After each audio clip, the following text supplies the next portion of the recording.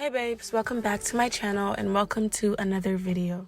In today's video, I'm gonna show y'all how I customize this 5x5 lace closure wig to give it that frontal look.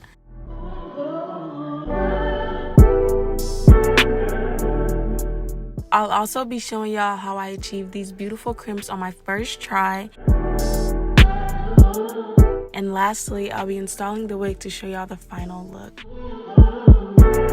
So yeah, it's gonna be a packed video, but if you want to learn some new tips and tricks to step up your closure wig game, you're definitely tuned into the right video. So keep on watching and listen closely.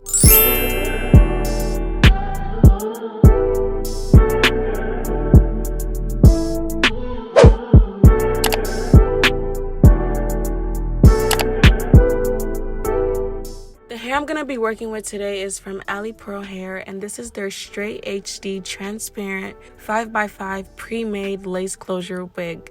That sounds like a lot, but it's basically just an HD lace wig that's also transparent, so it's supposed to blend really well on your skin. I got this wig in 26 inches with 250% density and a medium cap. The wig also came with a wig cap, lashes, a head wrap, an elastic band, and their card.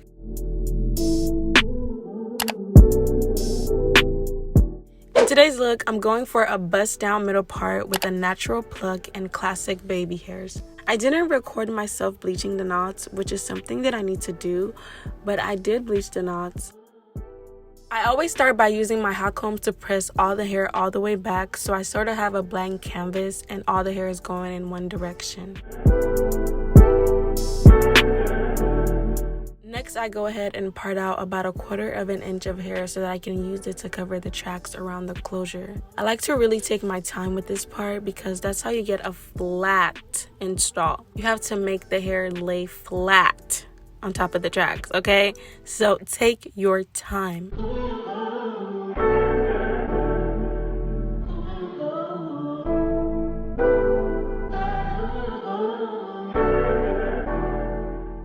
So before I part the hair down the middle, I'm just showing y'all how I like to mark the middle with eyeliner so I know exactly where to part on the grid.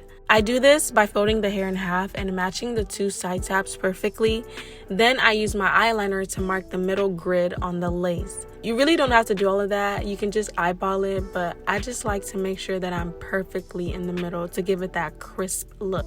Anyway, I'm parting my closure down the middle and I'm also using my hot comb to press both sides so they're laying flat.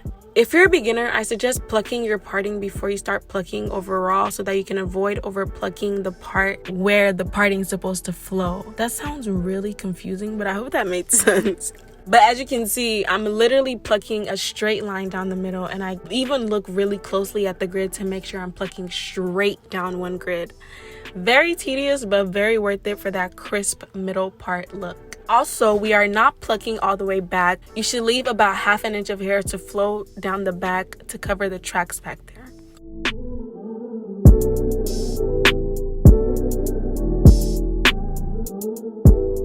I'm sectioning out some hair in the front and clipping those out of the way because we're about to start plucking. I always pluck from the back to the front so that I can get that gradient effect. So here's a close-up of my tweezers, and there are two different ways that I like to use my tweezers because they are slanted, which I love.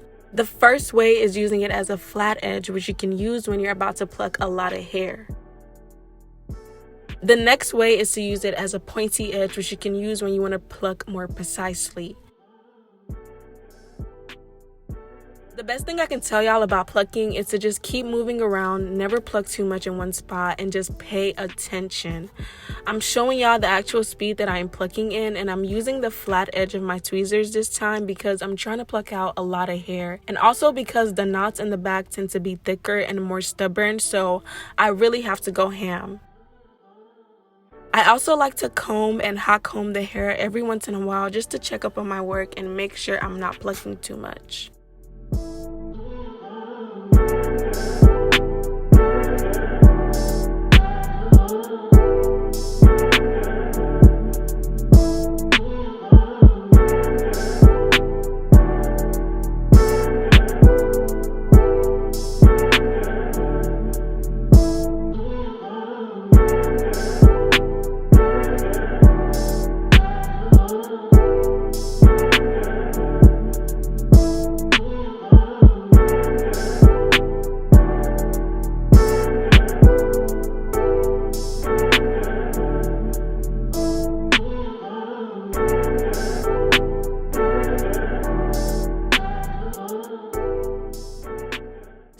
working on the second layer of hair, which means we're getting closer to the front, which means we have to really be careful not to over pluck because you'll easily see it.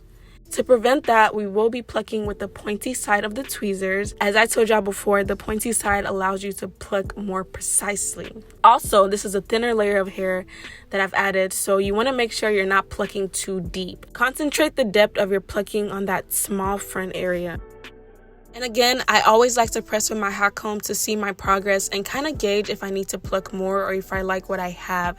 And at this point, I did want to keep plucking. I plucked this baby pretty good, and it was only right I do that because, as I said in the beginning, we want a bust down middle part. Bust down.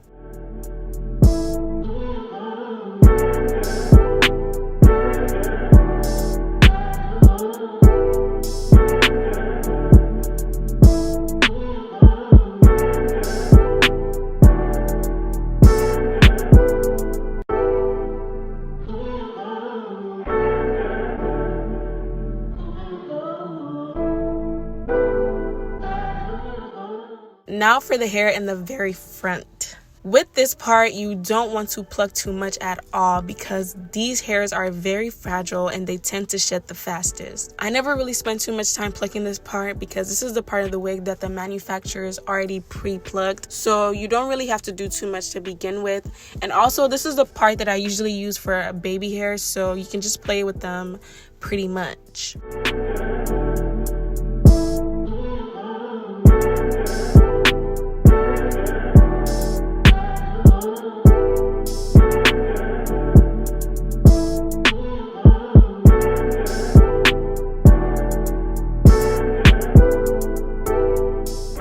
So now I'm parting out my baby hairs, and I'm parting them out in a triangle shape.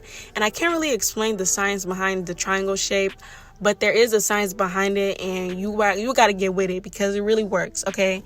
And also, the key to this is to do this on your dome head, because when you do your baby hairs on your dome head, you can train the baby hairs to go in the direction that you want them to, which is what I'm doing. I'm pressing the hot comb on the baby hairs so that I can get them to go the way that I want them to go in.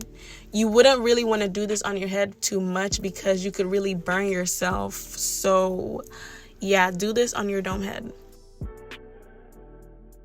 And to top it off, I'm going to run my wax stick through the top of the hair. And this wax stick is from the beauty supply. It's $3 and it's so bomb. Get you some. If you do not use a wax stick, you're doing it wrong. You're doing it all wrong.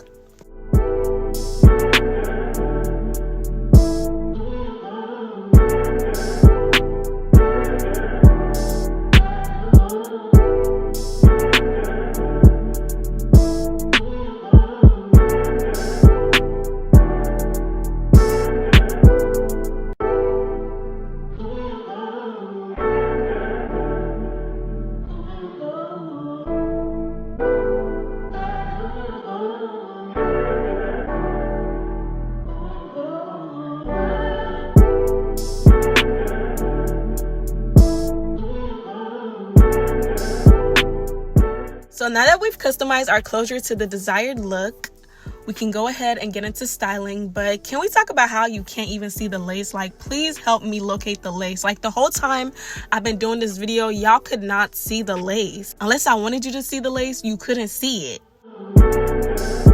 For the styling, I just decided to add some crimps because I never tried crimps before, and the crimper that I'm using today is the Bedhead Away We Go crimper, which I got from Ulta.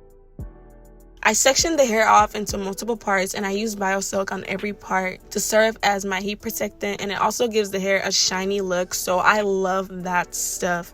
It makes your hair look so freaking good. Like, it's kind of expensive, but it's worth it. But anyway, my favorite part about this crimper is the nozzle on the top, which allows you to control the size of the barrel so that you can make the crimpers tighter or looser. I had mine on the medium setting, so my crimps were medium sized. I'm not sure if every crimper has that, but I love that, and I'm definitely going to be trying crimps again. Next time, I think I'll make them looser, and I think that'll also save me some time. For this to have been my first time, it came out great, but it was also super easy because all you really had to do was just follow the pattern of the crimps until you got to the bottom of the hair. I did do this in really small sections because I wanted them to look really neat, which is nice but also really time consuming. I was crimping and crimping for hours. This whole head literally took me 3 hours. I just watched Good Girls the whole time, and I scrolled through Instagram because sometimes I would get bored.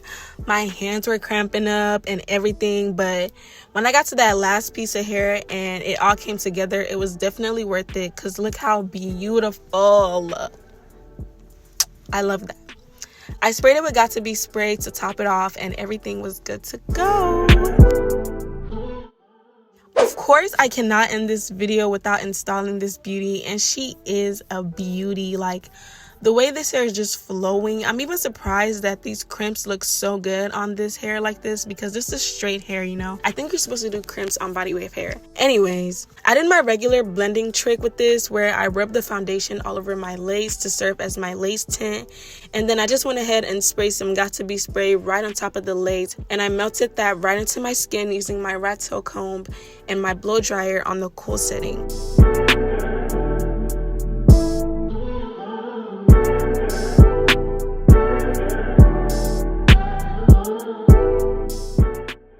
I'm gonna lay my hair wrap right on top of that lace for about 10 minutes, and when I take it off, the first thing I'm gonna do is cut off those tabs on the side because you do not want to install those tabs. They're really bulky and ugly, so I'm cutting them off, and I'm also cutting off the excess lace in the front using my razor blade in a jagged motion.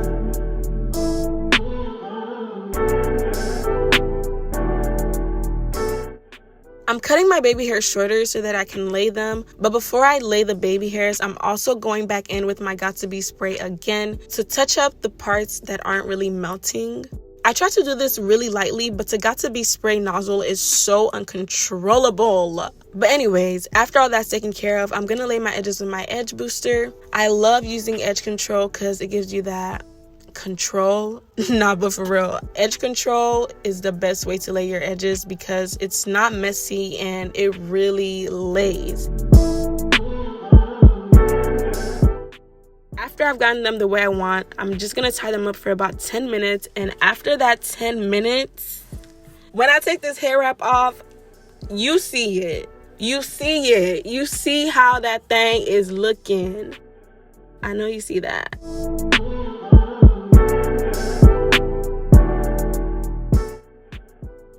And of course, I'm feeling myself, but I'm doing all my finishing touches with my hot comb and making sure the hair is laying as flat as I like it to be. I love this step because you've molded the hair on the dome head, but now you want to mold the hair on your own head so that the wig is really laying on your head.